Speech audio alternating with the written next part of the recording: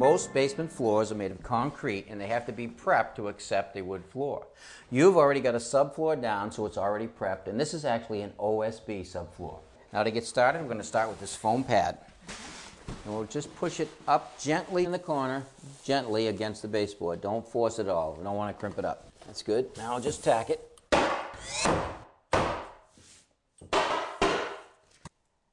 Now the size of the floor that we're going to use is 7.5 inches wide and 75 inches long. There's a tongue on one side and a groove on the other. What we're going to do is put the tongue side against the baseboard. The end is a tongue and groove also, so tap it down to me, Molly. That's good. Now it's very important that each of our courses have staggered joints. Number one, it looks good, but number two, it's really stronger. So the first thing that I did is I started with a cut piece when we laid out our first row.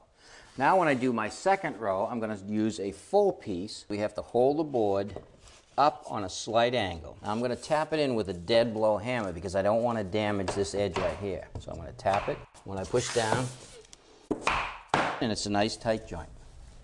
This floor will expand and contract as a unit. That means that all the expansion and contraction happens around the perimeter. So a minimum of a 1/4 inch gap around the room is all we need. To conceal this gap, we're going to use this shoe molding right here.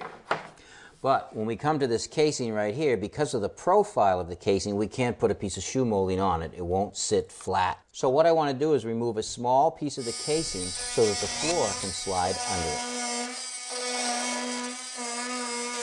I'll try the floor. Fits in there good.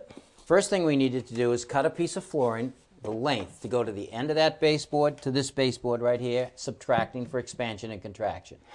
Next thing I want to do is I want to measure from this wall right here to this edge of the flooring. And that's 6 1/8. I have to subtract 1/4 inch for expansion and contraction. That's 5 7/8. Next thing I did is I took the board and I laid it on top of the piece of flooring that we have already down, and I lined up the edges exactly even. I then measure from this edge of the piece that we have on top, and I measured over 5 7/8, and I put a mark. I took my scribes and I set from the wall to the line that I made, and I set the width. Now I went down to the jamb and I put a line here. Went down to this jamb, put another line here, connect those two dots. Take the scribes, go under the casing to the wall, draw that line there. Went in front of the baseboard, draw another line there. And I did the same thing on this end right here. And now we're ready to make the cuts. Good. Now we're ready to put this piece of flooring back into place. I'm going to line it up. I'll tap it in.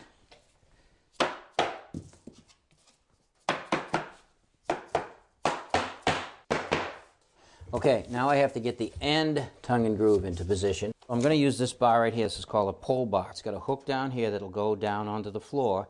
Another piece right up here that I can hit with my hammer. So I'll put it in, pick up on it a little bit, and then just tap it over with my hammer.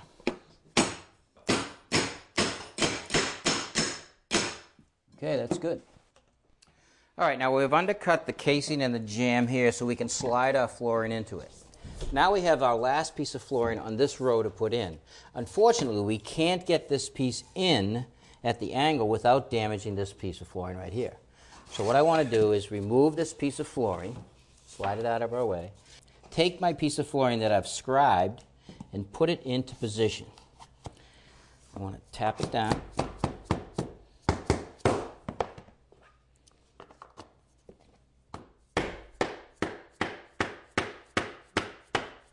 I'm going to tap it down tight against the wall. Now we'll take the piece of flooring that we just removed, put it into position. All right, now we're going to try to put it into the groove here. And now we'll tap it over.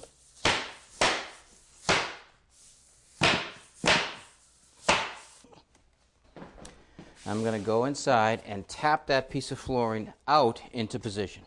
You ready? Yep. That's it.